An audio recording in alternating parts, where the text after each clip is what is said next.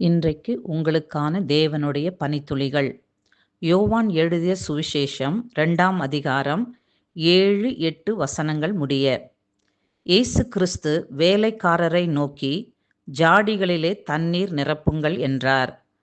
அவர்கள் அவைகளை நிரப்பினார்கள்.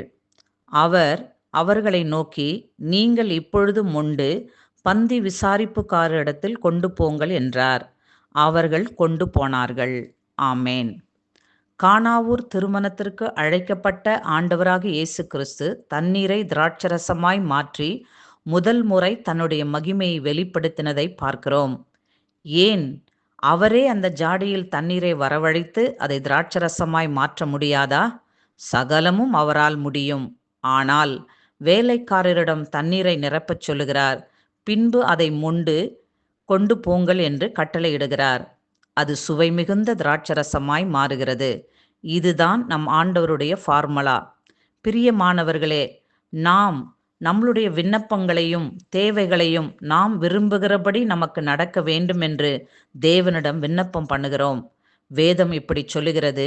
யாக்கோப்பு எழுதிய திருமுகம் 4ஆம் அதிகாரம் 3வது வசனம், நீங்கள் விண்ணப்பம் பண்ணியும் உங்கள் இச்சைகளை நிறைவேற்றும்படி செலவழிக்க வேண்டுமென்று தகாத விதமாய் விண்ணப்பம் பண்ணுகிறபடியினால் பெற்றுக்கொள்ளாமல் இருக்கிறீர்கள் என்று. ஆம் பிரியமானவர்களே, நாம் தேவனுடைய நன்மையும் பிரியமும் இன்னதென்பதை அறியாமல் விண்ணப்பம் பண்ணுகிறபடியினால் பெற்றுக்கொள்ளாமல் இருக்கிறோம். இன்று ஆண்டவர் நம்மிடம் சொல்லுகிறார், உங்கள் இருதயங்களை என் வார்த்தையினால் நிரப்புங்கள் என்று. ஏனென்றால் நீங்கள் என்னிலும் என் வார்த்தை உங்களிலும் நிலைத்திருந்தால் நீங்கள் கேட்டுக்கொள்வது எதுவோ அது உங்களுக்கு கொடுக்கப்படும். எனக்கு அன்பானவர்களே, இப்படி நம் வாழ்வு தேவனுடைய வார்த்தையினால் நிரம்பியிருந்தால் தேவனுடைய அற்புதங்களையும் மகிமையும் நம் வாழ்வில் காண முடியும். அதன் மூலம் நம்மில் உள்ள நன்மைகளை மற்றவர்களுக்கும் கொண்டு போய் அவர்கள் வாழ்வையும் மகிழ்வைக்க முடியும். இன்று இந்த சத்தத்தை கேட்டுக்கொண்டிருக்கிற நம் ஒவ்வொருவரும் அவர் சொல்லுகிறபடி நம் வாழ்வை அர்ப்பணிப்போமாக. ஆமேன்.